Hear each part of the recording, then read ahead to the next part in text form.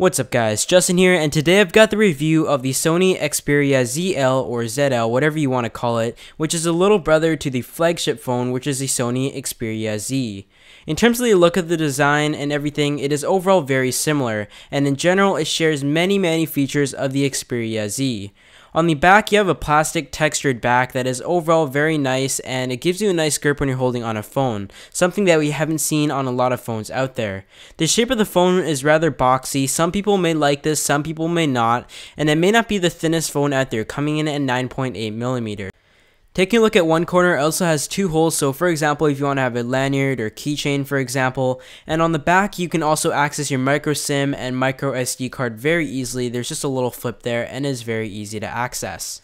On one side you've got the volume rockers, and one thing that I found kind of odd with this phone actually is that the power button is on the dead middle on the side. It is overall very nice and I actually kind of like it, and there is also a dedicated camera button as well. So when you're holding your camera horizontally, it is very easy just to tap that shutter button and it'll take your photo right away. The camera itself is a 13 megapixel camera with a LED flash, so there are quite high expectations for this. You can see it does protrude a little bit of the back on the phone, and you've also got your micro SD plug-in on the side as well for sync and charge. On the top, of course, you got your headphone jack, which is pretty standard, so overall this phone has everything you may expect.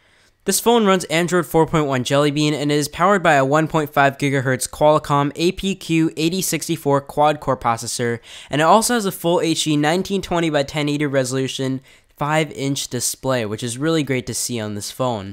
Another way that Sony has really separated themselves from the rest is putting the camera on the bottom. The front-facing camera is on the bottom, and Sony claims that most of the time when you're using a front-facing camera, you're looking more towards the bottom.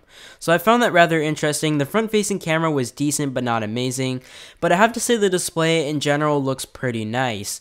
The colors don't really stick up as much as I like, but in terms of the pure representation of detail, it is definitely a very good display.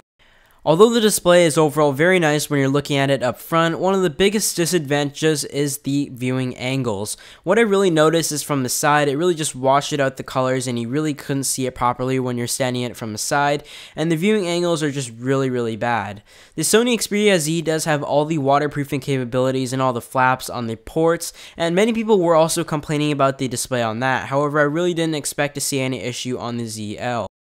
So aside from the viewing angles, the overall color representation is very good. You can see you could watch any hockey game, TV show for example, or just any ordinary video, and it does a very good job at representing the colors, and I'm overall very satisfied with that. So I just think it's a little bit of a shame that Sony didn't make the viewing angles a little bit better, because other than that, this is overall a pretty good display. The colors aren't oversaturated or anything. They may seem a little bit flat for some, especially when you compare it with some other phones, but for those who are just looking for an overall good display, this definitely does a good job. Sony also states that this phone is powered by Bravia Engine, which is an optimization. As you know, Sony makes some very good TVs out there, probably one of the best TV makers in my opinion. So they have tried to integrate some of those technologies built into those TVs into the Xperia ZL.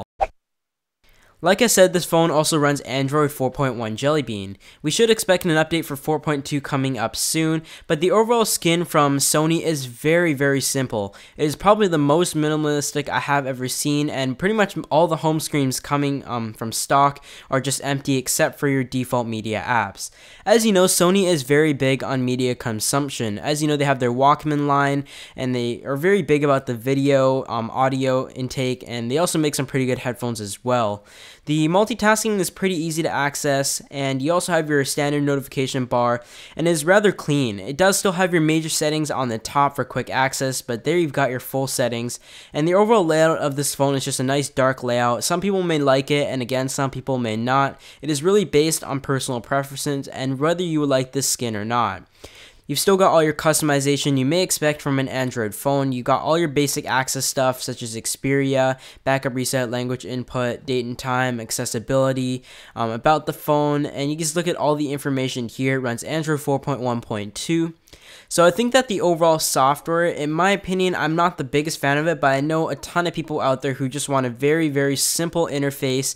The widgets, the icons really don't look too intriguing, but that really isn't a big issue. The phone itself functions extremely fast, is very snappy, and I really didn't notice much lag with this phone at all in the time I have used it.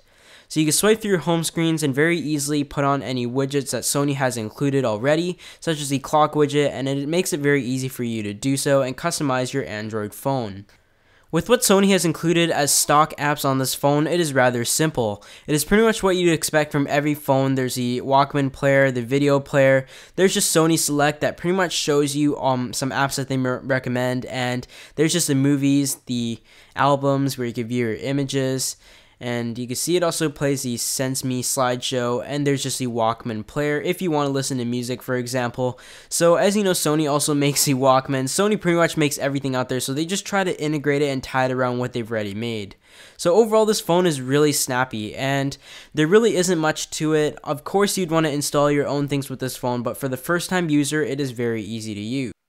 So like I said, this phone has quite decent specs. It has a Qualacomm Sony 1.51 GHz APQ8064 quad-core processor, so that is a pretty reasonable speed, and you've also got the 1.8 GB of memory, Android 4.1.2, and an Adreno 320 graphics system. The Geekbench score of this phone came out rather respectably as well, and as you know, this isn't really the flagship line of Samsung's phones, but considering it is a step down from the flagship, 2025 is definitely very good, and at least beats over the iPhone 5. When it came to the Antutu benchmark, it also scored pretty well. It came with the Antutu 5-star rating with a score of 20,853. You can see that the CPU really stands out at 8,613 and the GPU of 7,833, which stacks right up there with phones like the HTC One and the Samsung Galaxy S4. However, the RAM performance really came out short with about 3,509, but that really wouldn't be that noticeable when you're using the phone. So the camera on this phone is 13 megapixels. You definitely expect quite a bit out of this camera. So these are just some images from CNET Asia. I was dumb enough to leave my images on the review unit right before I sent it back, so I don't actually have the photos I took myself.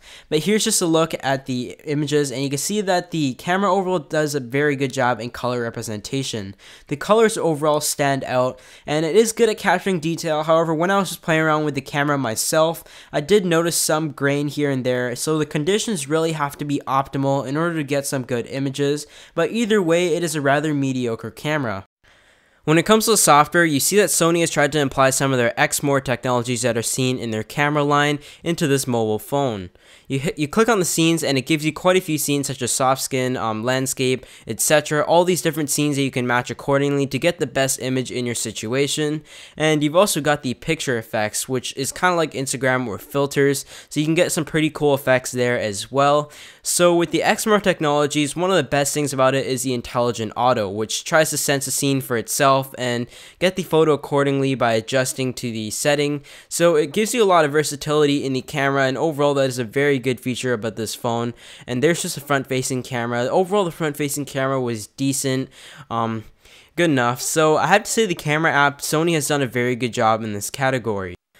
So now it's time to give you guys my final thoughts on the Sony Xperia ZL. I have to say, when it comes to the look and design and features, it is very much like the Xperia Z.